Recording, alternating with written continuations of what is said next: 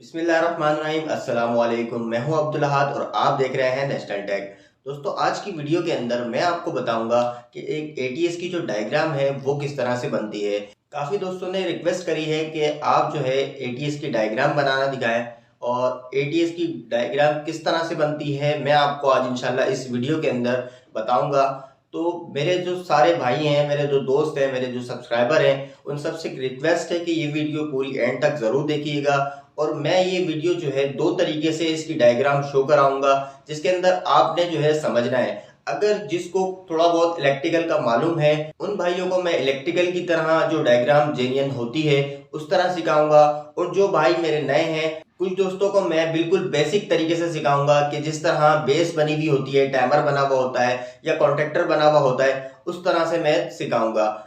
जिन दोस्तों ने मेरा चैनल सब्सक्राइब नहीं किया हुआ, काइंडली मेरा चैनल सब्सक्राइब कर लें, साथ में लगे बेल आइकन को भी प्रेस कर दें ताकि आने वाली वीडियो आपको बर वक्त मिल सके। तो चलिए स्टार्ट करते हैं। तो सबसे पहले मैं आपको यहाँ पर बताता चलूँ कि मैंने यहाँ पर दो कलर के जो है वो मार्कर ले लिए हैं, जिससे मैं आपको अलग अलग वायरिंग बनाना सिखाऊंगा। तो सबसे पहले मैं उन भाइयों को बता दूं जिन भाइयों को बिल्कुल बेसिक चीज़ों की भी नॉलेज नहीं है, सिर्फ रिले टाइमर जो मेरी पिछले वाली वीडियो देख चुके हैं, वो अगर ये इस वीडियो को देखेंगे तो इंशाल्लाह बहुत जल्दी उनको समझ में आ जाएगी।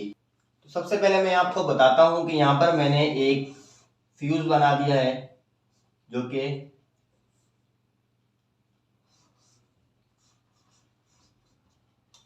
केई का है, मतलब केई है या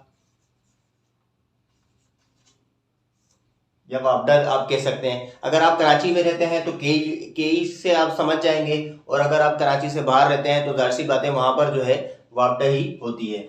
वापडा की सप्लाई आप जो है एसपी में लगाएंगे, मतलब जो सिंगल पोल का जो ब्रेकर होता है। और उसके बाद मैं यहाँ पर बनाने लगा हूं एक, ये भी एसपी है जो कि मैं यहाँ पर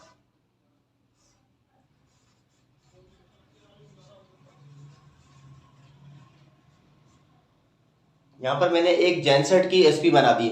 मतलब जेनसेट का मतलब वही आपकी जनरेटर की एसपी बन गई है। तो ये मेन जो है कंट्रोल सीखने का जो पहला मरहला है वो यहाँ पर आता है। अब यहाँ से निकल कर आउट कहाँ जाएगी मैं वो आपको बता देता हूँ।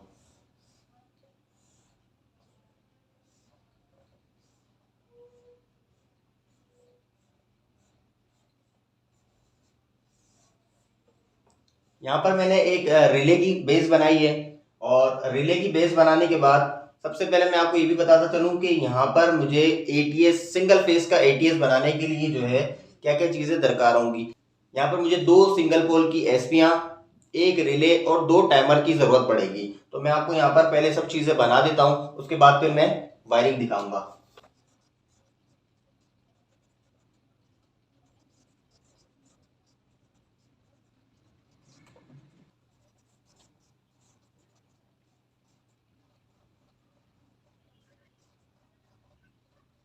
अब मरहला आता है वायरिंग करने का।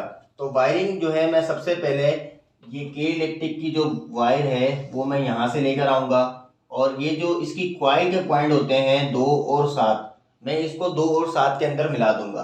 2 और 7 के अंदर मिलाने के बाद में जो कॉमन पॉइंट होता है इसका, इसको भी मैं इससे शॉर्ट कर दूंगा। इससे शॉर्ट करने के बाद जो तीसरा मरहला है इसका, वो रिले की ओपन पॉइंट से लेकर टाइमर 1 की क्वाइल पे जाएगा।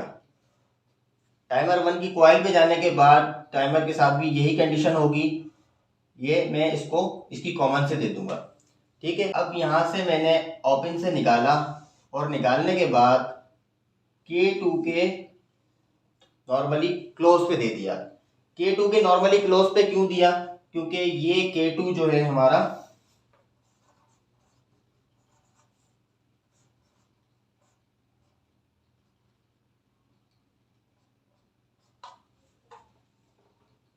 K2 जो है हमारा ये जनरेटर का है, और यहाँ से निकालने के बाद हमने इसकी क्वाइल पे दे दिया। क्वाइल के पॉइंट मैंने यहाँ पर बनाए नहीं है, ये क्वाइल के वायर आप समझ लें, ये जो है मैंने इसको इसकी क्वाइल से मिला दिया।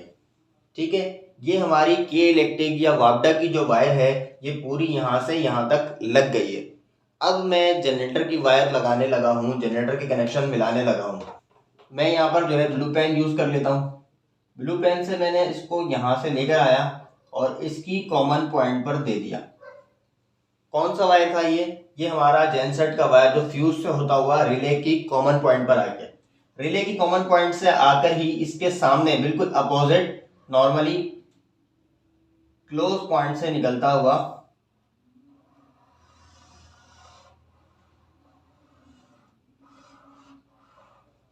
टाइमर 2 की कॉइल पर आ गया। ये रिले की क्लोज से होता हुआ टाइमर 2 की कॉइल पर आ गया। अब यहाँ पर भी हमने यही करना है कि यहीं से जंप एक देना है जो कि यहाँ पर इसके कॉमन पॉइंट पर दे देना है। कॉमन पॉइंट पर देने के बाद इसकी टाइमर के ओपन से निकालकर K1 के नॉर्मली क्लोज में, K1 की नॉर्मली क्लोज में क्यों देते हैं कि ये दोनों इंटरलॉक हो जाते हैं कॉन्टेक्टर। अब यहां से निकालकर मैं यहां पर दे दूंगा इसकी कॉइल के ऊपर। अच्छा जी, ये हमारी तकरीबन कंट्रोल पूरी हो गई। अच्छा, मैं आपको यहाँ पर एक बात बताता चलूँ कि यहाँ पर मैंने एक चीज़ आपको नहीं बताई। वो क्या नहीं बताई, वो मैं आपको बता देता हूँ कि यहाँ पर मैंने एक न्यूट्रल नहीं निकाला।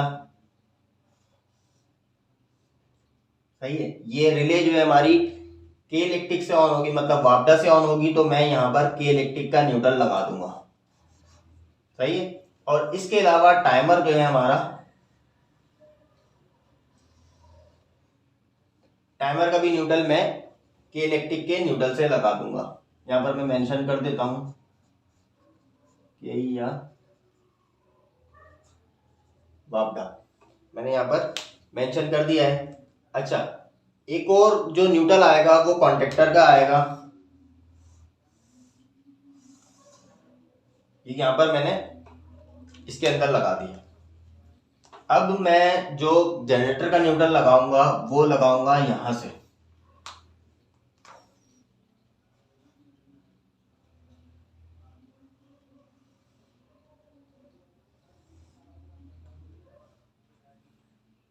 ये जो जनरेटर का कॉन्टेक्टर है जो कि मैंने यहाँ पर जेनसेट भी लिखा हुआ है वो मैं लेकर आऊंगा।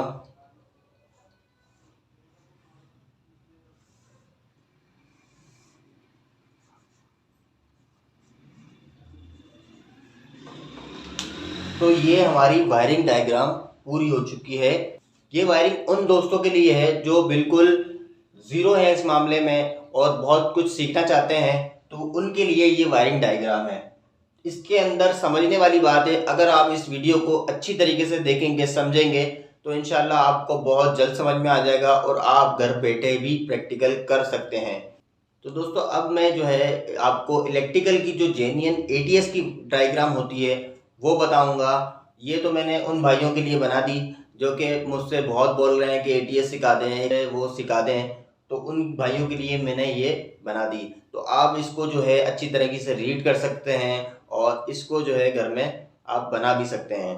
तो अब मैं बात करता हूँ उन भाइयों के लिए जो कि इलेक्ट्रिकल का काम थोड़ा बहुत जानते हैं या एटीएस भी बनाना जानते हैं, उनको वायरिंग डायग्राम जो है वो बनाना नहीं आती, तो मैं उनको जो है ये बनाकर दिखा देता हूँ।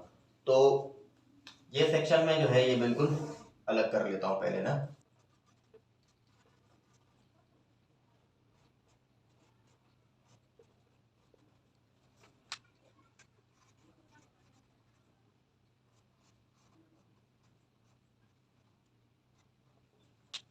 तो दोस्तों, यहाँ पर मैंने जो है फ्यूज बना लिए हैं। अब फ्यूज बनाने के बाद आपको बताता चलूँ कि यहाँ पर जो है सबसे पहले आपने क्या करना है कि ये वाला जो फ्यूज है हमारा वापडा का, उससे हमने रिले की कॉइल पे देना है। अब रिले की कॉइल किस तरह बनती है, ये आ गई है R1 की कॉइल, यहाँ पर कॉइल आ गई, यहाँ से आ गया न्यूट्रल बन गया।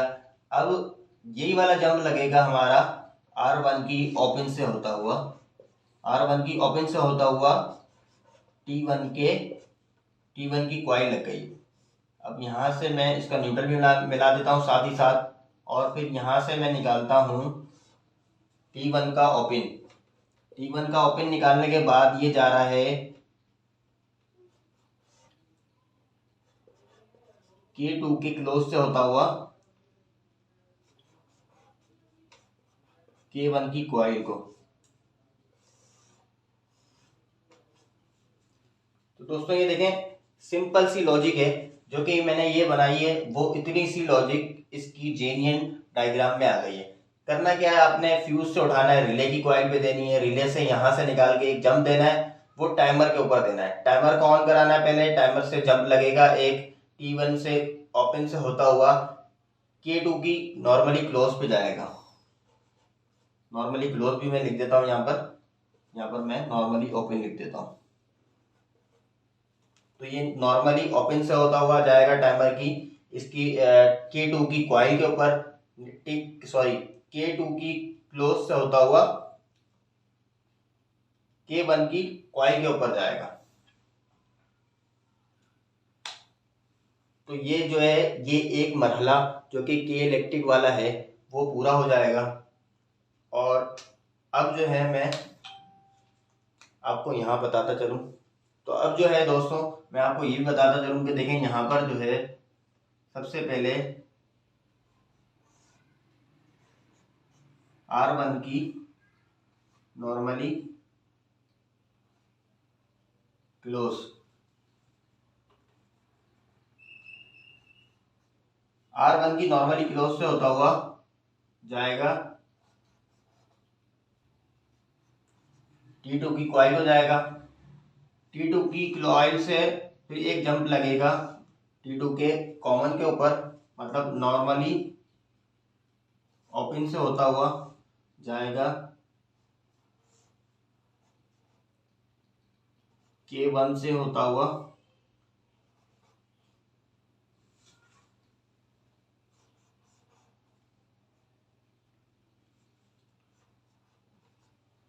K1 से होता हुआ K2 की कॉइल हो जाएगा।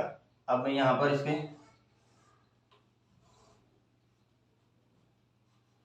न्यूट्रल बना देता हूँ साथ में। सिंपल सी लॉजिक है, इतनी कोई ज़्यादा रॉकेट साइंस नहीं है, समझने के ऊपर है। अगर आप इसको समझ सकते हैं तो ये बहुत ज़्यादा ही कोई इजी है। डायग्राम बना के दिखाई है, वही डायग्राम मैंने ये बनाई है, क्योंकि यहाँ पर जो है वो ऐसा होता है कि जो इलेक्ट्रिकल वायरिंग होती है इसके अंदर बिल्कुल शॉर्ट हो जाता है। ये मैंने उन भाइयों के लिए सिखा दी है, इसमें थोड़ी सी मेहनत भी होती है। आपके सामने जो है ये वाली वायरिंग और इसमें वायरिंग में कितना टाइम लगा है वो आप खुद देख सकते हैं। तो दोस्तों उम्मीद है आपको ये वायरिंग डायग्राम समझ में आ गई होगी। तो इसी तरह मैं इंशाल्लाह आपके लिए वीडियो बनाता रहूँगा, आपको सिखाता रहूँगा। आपने मेरा भरपूर साथ देना है। तो दोस्तों इस वीडियो को जो है लाइक ज़रूर कर दीजिएगा। और इस वीडियो को बनाने में काफ़ी मेहनत लगती है, काफ़ी टाइम देना पड़ता है। और इस वीडियो को मैं बहुत ज़्यादा रात में शूट करता हूँ ताकि इसकी वॉइस और नॉइस वगैरह जो है वो दूर की नहीं आए। तो इस वक्त भी तकरीबन रात के कोई 1:30 बज रहे हैं और मैं इस वीडियो को शूट कर रहा हूँ। तो उम्मीद करता हूँ आपको ये वीडियो पसंद आई होगी। नेक्स्ट वीडियो में मिलेंगे इंशाल्लाह। तब तक के लिए इजाज़त, अल्लाह हाफिज़।